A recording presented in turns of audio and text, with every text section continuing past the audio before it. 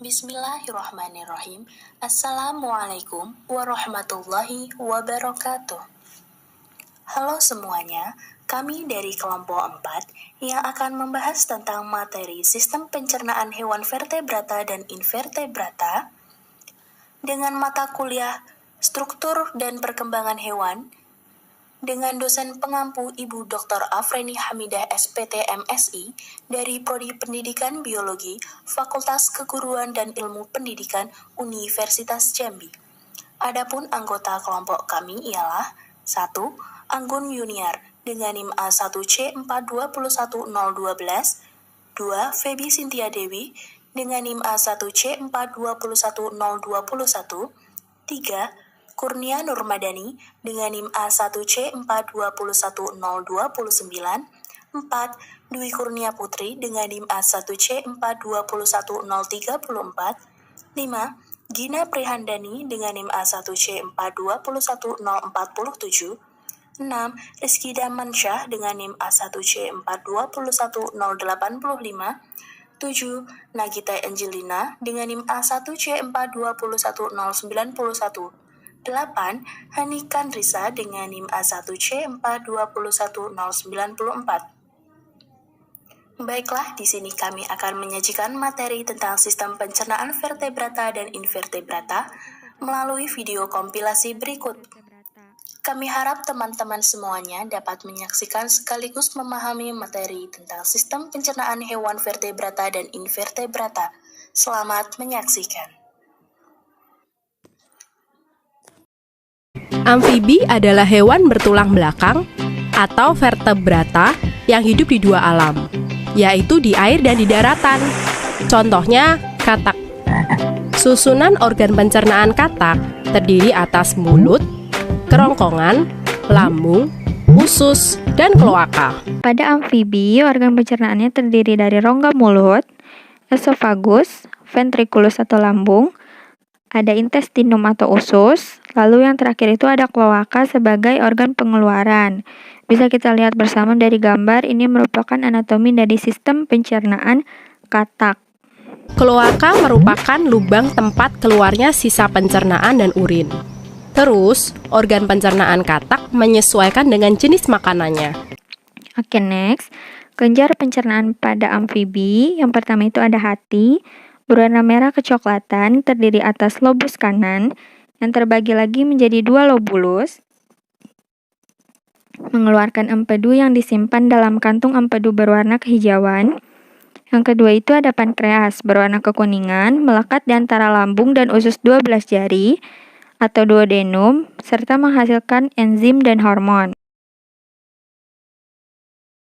Reptil adalah kelompok hewan vertebrata berdarah dingin dan memiliki sisik yang menutupi tubuhnya. Contohnya, buaya. Gigi buaya itu runcing dan tajam. Fungsinya untuk memegangi mangsa. Selain itu, ada ludah yang dihasilkan oleh kelenjar ludah yang berfungsi untuk membantu buaya menelan makanan.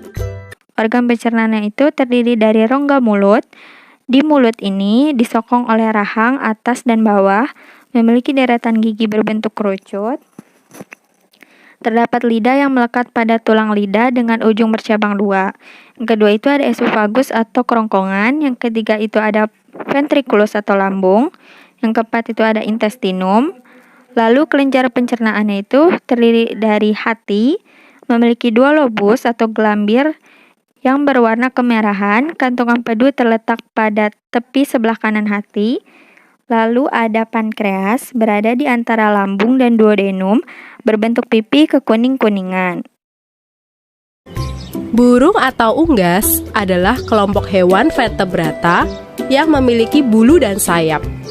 Saluran pencernaan burung terdiri dari paru, rongga mulut, kerongkongan, tembolok, lambung kelenjar, lambung pengunyah, usus, dan kloaka. Pada aves, organ pencernaannya terdiri dari mulut, esofagus atau kerongkongan, ada crop. Crop ini merupakan pelebaran kerongkongan untuk menyimpan makanan sementara. Lalu ada proventriculus atau lambung kelenjar, ada gizzard, ada intestin, dan yang terakhir itu ada kloaka sebagai lubang pengeluaran sisa makanan. Bisa kita lihat bersama dari gambar, ini merupakan pencernaan pada burung. Oke, next. Kelenjar pencernaannya itu terdiri dari hati berwarna kemerahan, terdiri dari 2 lobus, yaitu lobus dexter dan sinister, berperan mengemulsikan lemak. Yang kedua itu ada pankreas, terletak pada lipatan duodenum, mensekresikan cairan melalui ductus pancreaticus dan menghasilkan enzim. Yang ketiga itu ada limpa, berbentuk agak bundar, berwarna kecoklatan, terletak pada titik antara kelenjar lambung, empedal dan hati sebagai tempat untuk memecah sel darah merah. Paru burung berbeda-beda bentuknya, tergantung jenis makanannya. Burung pemakan daging menggunakan paruhnya untuk mengoyak mangsanya. Sedangkan burung pemakan biji menggunakan paruhnya untuk memecah biji. Hal ini dilakukan sebelum makanannya masuk ke rongga mulut. Burung tidak memiliki gigi, sehingga makanan tidak dikunyah, melainkan langsung masuk ke dalam kerongkongan, lalu disimpan di dalam tembolok. Makanan kemudian dicerna secara kimiawi di dalam lambung kelenjar. Kemudian, makanan dicerna secara mekanis di dalam lambung pengunyah.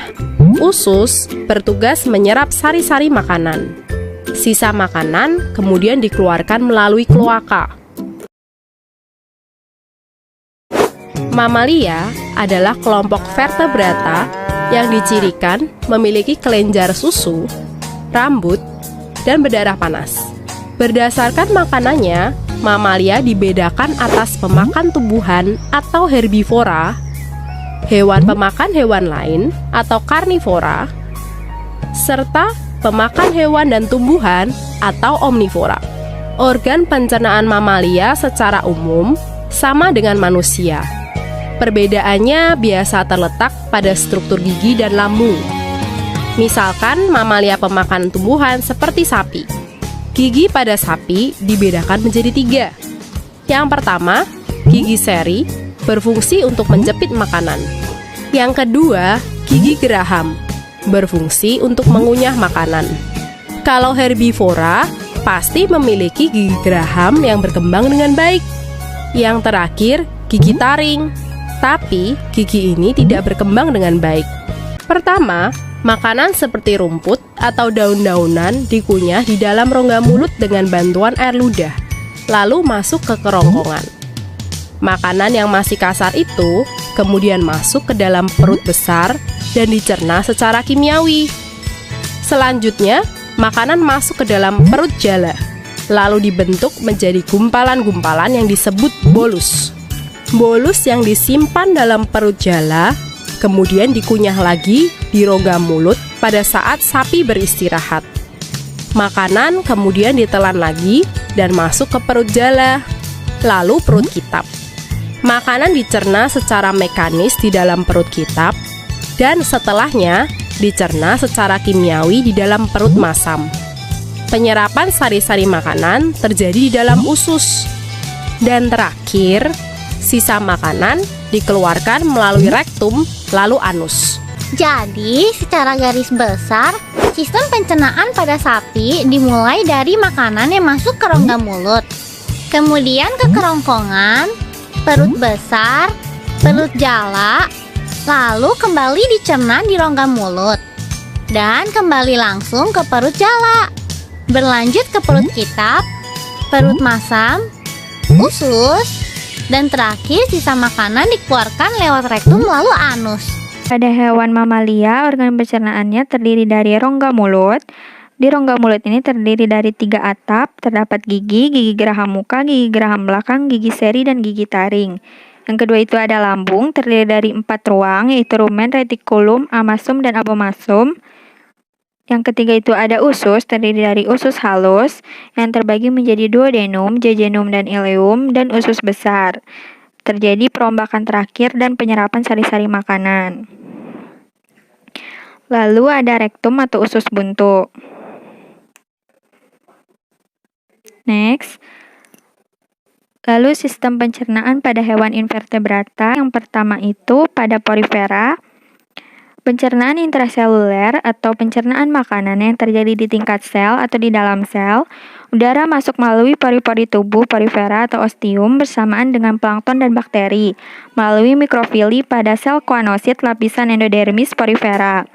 Plankton dan bakteri akan tersaring sel amoeba memiliki tugas untuk mengedarkan hasil atau menangkap tersebut ke seluruh tubuh porifera, kemudian akan kembali dibuang melalui oskulum. Nah, bisa kita lihat bersama di sini ada anatomi sistem pencernaan pada porifera. Oke, next. Pada Coelenterata, makanan ditangkap dengan tentakel, kemudian masuk ke dalam mulut dan diteruskan ke dalam rongga gastrovaskuler.